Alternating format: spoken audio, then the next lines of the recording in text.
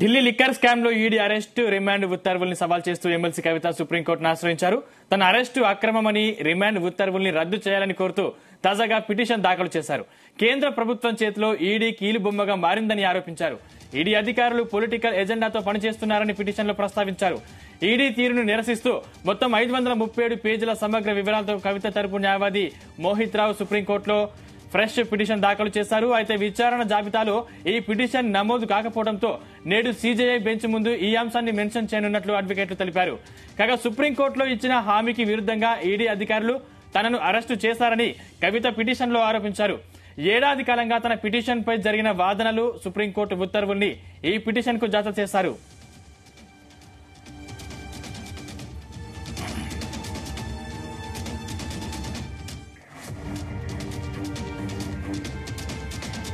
ఇదే అంశానికి సంబంధించిన మరింత పూర్తి సమాచారం మా ప్రతినిధి రవితేజ అందిస్తారు. రవితేజ, కవిత ఢిల్లీ లిక్కర్ కేసుకు సంబంధించి రిమాండ్ ఉత్తర్వులను సవాల్ చేస్తూ కవిత వేసినటువంటి సుప్రీంకోర్టులో వేసినటువంటి పిటిషన్ ఈ రోజు లిస్టింగ్ అయ్యేటువంటి అవకాశాలు ఉన్నాయి.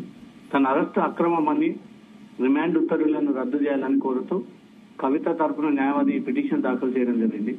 కేంద్ర ప్రభుత్వం చేతిలో ఈడీ కీలుబొమ్మగా మారిందంటూ కూడా ఆ పిటిషన్ లో ఈ అంశం కవిత పేర్కొన్నట్టుగా తెలుస్తోంది. ఈడీ అధికారులు పొలిటికల్ ఎజెండాతో పనిచేస్తా ఉన్నారంటూ మాత్రం ఈ పిటిషన్ లో కవిత ప్రస్తావించింది. ఈడీ తీరుని నిరసిస్తూ మొత్తం 537 పేజీల సమగ్ర వివరాలతో కవిత న్యాయవాది మోహిత్ రావు నిన్న సుప్రీంకోర్టులో పిటిషన్ దాఖలు చేయడం జరిగింది. విచారణ జాబితాలో ఈ పిటిషన్ నమోదు కాకపోవడము, మేబీ ఈ రోజు సిజేఐ బెంచ్ ముందు కూడా ఈ అంశాన్ని మెన్షన్ చేయనున్నట్లు కూడా అడ్వకేట్ నిన్న ఆ విషయాన్ని కూడా తెలియజేశారు. సుప్రీంకోర్టులో ఇచ్చిన హామీకి విరుద్ధంగా ఈడీ అధికారులు కవితను అరెస్ట్ చేశారని పిటిషన్ లో అడ్వకేట్ ఆరోపించడం జరిగింది. ఏడాది కాలంగా తన పిటిషన్ పై జరిగినటువంటి వాదనలు, సుప్రీంకోర్టు ఉత్తర్వులను ఈ పిటిషన్ కు ఇన్కోడ్ చేస్తూ జతపరుస్తూ మహిళ అయినందున prevention of money laundering act 2022 section 50 class 2 ప్రకారం రక్షణ ఉంటుందని ఈ అంశాలు కూడా ఈ పిటిషన్ లో పొందుపరిచినట్టుగా తెలుస్తోంది. కేంద్ర మాజీ మంత్రి చిదంబరం సతీమణి నళిని చిదంబరం కేసులో కూడా మహిళను ఇంటి వద్ద విచారించాలన్న తీర్పు కాపీలను కూడా అటాచ్ చేస్తూ ఈ పిటిషన్ దాఖలు చేయడం జరిగింది.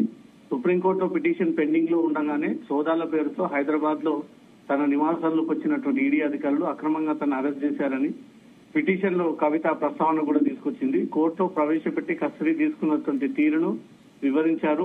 సుదీర్ఘ వాదనల అనంతరం తనకు ఈడీ కస్టడీని అప్పగించానని, ఈ కస్టడీ విధింపు భారత రాజ్యాంగంలో ఆర్టికల్స్ 21, 22 సబ్ క్లాస్ 1, క్లాస్ 2 ప్రకారం విరుద్ధం అంటూ కూడా కవిత ఈ 500కు పై పేజీలతో కూడినటువంటి అంశం దీంట్లో తుది తీర్పు వెలువడే వరకు పలు షరతులు విధిస్తూ తక్షణమే కవితను విడుదల చేసేలా ఆదేశాలు ఇవ్వాలంటూ మాత్రం ఈ పిటిషన్ లో ఆ అంశం పేర్కొన్నట్టుగా తెలుస్తోంది. ఢిల్లీ లిక్కర్ స్కామ్ కేసులో అరెస్ట్ అయిన కవిత సుప్రీంకోర్టులో గతంలో ఒక రిట్ పిటిషన్ దాఖలు చేయడం జరిగింది. అది నిన్న మంగళవారం నాడు ఆ పిటిషన్ విత్డ్రా చేసుకోవడం, ఇందుకు సర్వోన్నత న్యాయస్థానం కూడా అనుమతి ఇవ్వడం, లిక్కర్ స్కామ్ లో దర్యాప్తు సంస్థలు తనపై ఎలాంటి బలవంతపు చర్యలు, అరెస్టు తీసుకోకుండా చూడాలంటూ కూడా కవిత గతంలో గత సంవత్సరంలో 105 పేజీలతో కూడినటువంటి రిట్ పిటిషన్ దాఖలు చేసింది.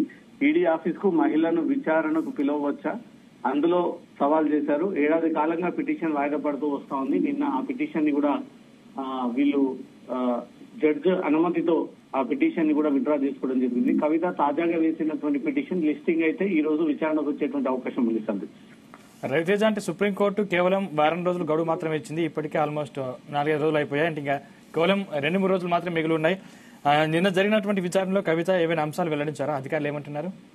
నిన్న 3వ రోజు విచారణలో కవిత 292 కోట్లకు సంబంధించినటువంటి డబ్బుల అంశం పైన తిరిగి ఈడీ అధికారులు క్వశ్చన్ చేసినట్టుగా సమాచారం ఉంటుంది. దాంతో తమ దగ్గర పక్కా ఆధారాలు ఉన్నాయి, మీరు ఇచ్చేటువంటి ఎవిడెన్స్ ని బట్టి ఫర్దర్ గా మీరు దీంట్లో ఇన్వాల్వ్ అయి ఉన్నారా లేదా అనే విషయాన్ని కూడా మేము కోర్టు దృష్టికి తీసుకెళ్లాల్సి ఉంటుంది అంటూ కూడా ఈడీ అధికారులు ఈ విషయం కవిత ముందు ప్రస్తావనకు తీసుకొచ్చారు.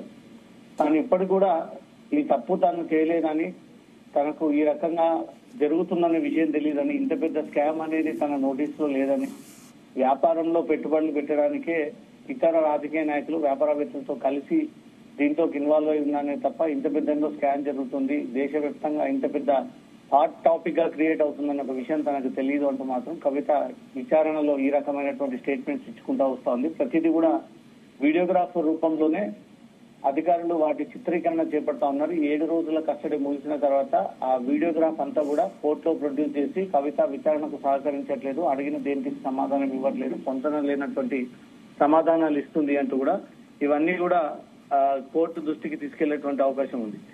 ఈడీ కస్టడీలో తనను కలిసేందుకు తన తల్లిని పిల్లని అనుమతి ఇవ్వాలంటూ కూడా రౌజ్ రెవెన్యూ కోర్టుని నిన్న వేసినటువంటి పిటిషన్ లో ఈ ప్రస్తావన కూడా తీసుకొచ్చింది. తల్లి శోభ, కొడుకులు ఆదిత్య, ఆర్య, చెల్లెలు అఖిల సౌమ్య, వినూత, సోదరుడు ప్రశాంత్ రెడ్డిని కలిసేందుకు పర్మిషన్ ఇవ్వాలంటూ కూడా కవిత ప్రత్యేకంగా ఈ అంశాలు దాంట్లో పొందుపరచడం జరిగింది. మంగళవారం కవిత తరపు న్యాయవాది దాఖలు చేసినటువంటి పిటిషన్ లో ఈడీ అధికారులు దానికి అభ్యంతరం తెలిపారు. ఎక్కువ మంది కలవడం వల్ల దర్యాప్తునకు ఆటంకం కలుగుతుందని బెంచ్ దృష్టికి తీసుకెళ్లారు. కవిత విజ్ఞప్తి పరిగణలోకి తీసుకున్నటువంటి ధర్మాసనం తల్లి, కొడుకు, కుటుంబ సభ్యులను కలిసేందుకు కూడా కోర్టు అనుమతించినట్టుగా తెలుస్తోంది.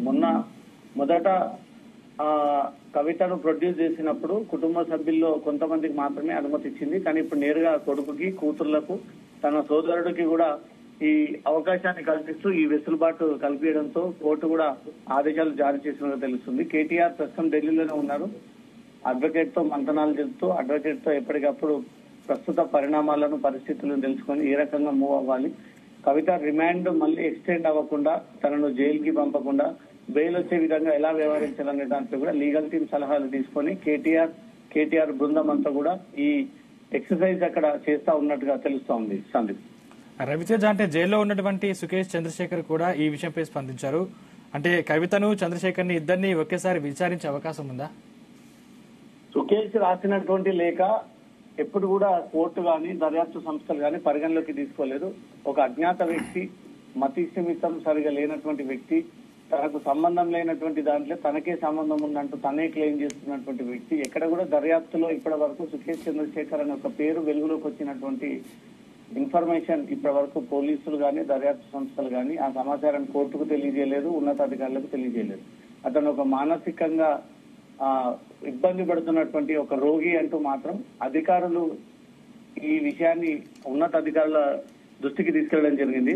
కవితను నిన్న 4 గంటలు ప్రశ్నించినటువంటి ఈడీ ఎన్ఫోర్స్మెంట్ కార్యాలయంలో ఇప్పటి వరకు సేకరించినటువంటి ఆధారాలు, సాక్షులు, వాంగ్మూలాలు సహా నిందితుల నుంచి రాబట్టినటువంటి వివరాల ఆధారంగా దాదాపు 4 గంటల పాటు నిన్న కవితను క్వశ్చన్ చేయడం జరిగింది.